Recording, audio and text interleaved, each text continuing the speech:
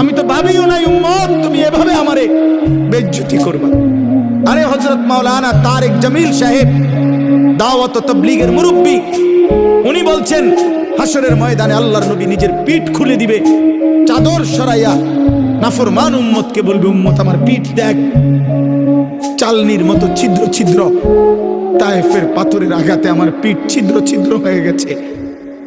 আমি এতটা কষ্ট করে যে দিন পৌঁছাইছি, বিনিময়ে আজকে এটা কি নিয়ে আসলে?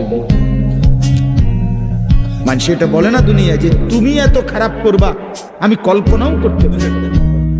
তোমরা ছেলেরা বাপ 18 বছরের, 16 বছরের, 20 বছরের কেমনে নামাজ না পড়ে থাকো ভাইয়া? যার কপালে সেজদা নাই, যে সেজদা করে না, বিশ্বাস করেন খোদার কসম, তার চাইতে বড় ঘাটতেরা, তার চাইতে বড় গাদ্দার আর কেউ নেই। তুই বড় ঘাটতেরা, মনে রাখিস, তোর ঘাড় বড় শক্ত।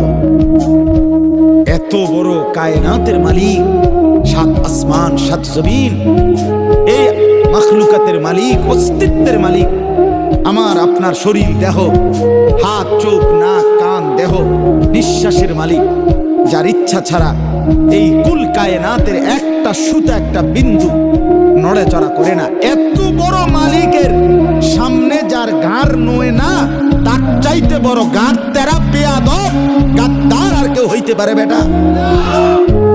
তুই জীবনও ভদ্র হইতে পারো না বেটা, শুদ্ধ মারিলেই ভদ্র হয় না।